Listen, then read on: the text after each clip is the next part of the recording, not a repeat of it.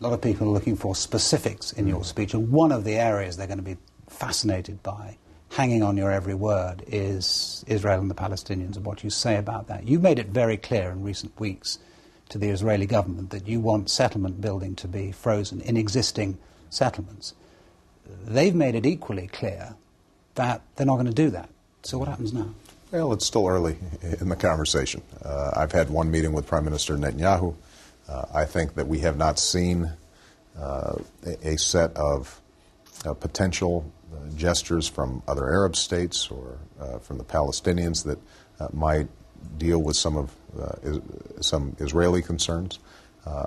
I do believe that if you follow the roadmap approach that has been laid out, if Israel abides by its obligations, that includes no settlements, if the Palestinians abide by their obligations to deal with the security situation, to eliminate incitement, if all the surrounding Arab states working with the quartet are able to encourage economic development and political development, then I think that we can actually make some progress. So, one of the things that in a 24/7 news cycle is very difficult to encourage is patience, and diplomacy is always a matter of a long, hard slog. It's never a matter of quick results. I accept that, but you have the Israeli senior member of the Israeli cabinet, the transport minister, saying, I want to say in a crystal clear manner that the current Israeli government will not accept in any fashion that legal settlement activity be frozen. I mean, you've got a job of work, and I'd at least put it like that. Always have a lot of work, yeah. I mean,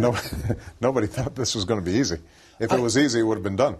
But I do think that we're going to be able to get serious negotiations back on track, and we're going to do everything we can, because not only is it in the interest of the Palestinian people to have a state, it's in the interest of the Israeli people to stabilize the situation there, and it's in the interest of the United States that we've got two states living side by side in peace and security. What George Bush Sr. did to concentrate the minds of the then Israeli government was freeze loan guarantees to Israel. Is there, I don't want to ask you about the specifics, because obviously you don't want to say at this stage, but are there potentially sanctions, if I could put it like that you could employ, that you would consider employing against Israel if this Israeli government doesn't do what you wanted to do? I think that I've said my piece on this matter. We're going to continue negotiations. We think that it's early in the process, but we think we can make some progress. What the Israelis say is that they have managed to persuade you at least to concentrate on Iran and to give what's behind the scenes they're calling a bit of an ultimatum to the Iranians, that by the end of this year there must be some real progress. Well, the only thing I'd correct on that is I don't think the Israelis needed to convince me of that, since I've been talking about it for the last 2 years. What I have said is that it is in the world's interests for Iran to set aside ambitions for a nuclear weapon, but that the best way to accomplish that is through tough, direct diplomacy. Now, and what I was very clear about was that although I don't want to put artificial timetables on that process, we do want to make sure that by the end of this year we've actually seen a serious process move forward. And I think that we can measure whether or not the Iranians are serious.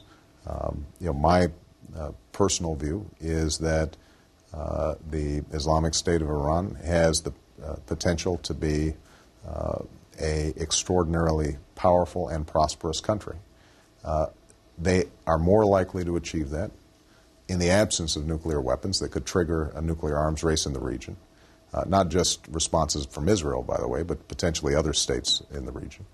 And that if what's preventing them from seeing that reality is 30 years of loggerheads between Iran and the United States, then this may be an opportunity for us to open the door and see if they walk through. Now, there's no guarantees that they respond in a constructive way. That's part of what we need to test. A couple of former members of the National Security Council actually suggested that you should go further, though, and that Iran should be regarded in the same way as Japan. That, in other words, nuclear reprocessing should be accepted, but monitored by the international community. Is that remotely possible? I think that the key right now is to initiate a process that is meaningful, that is rigorous, between not only the United States and Iran bilaterally, but also continuing with the P5+1 discussions in a way that's constructive. Without going into specifics, what I do believe is that Iran has legitimate energy concerns, legitimate aspirations. On the other hand, the international community has a very real interest in preventing a nuclear arms race in the region. Now, could Iran have the right to reprocess energy? One point that I want to make is that in my speech in Prague, I talked about how we need to reinvigorate a much broader agenda for nuclear nonproliferation, including the United States and Russia drawing down our stockpiles in very significant ways. To the extent that Iran feels that they are treated differently than everybody else, that makes them embattled. To the extent that we're having a broader conversation about how all countries have an interest in containing and reducing over time the nuclear proliferation threat, that I think has to be part and parcel of our broader agenda.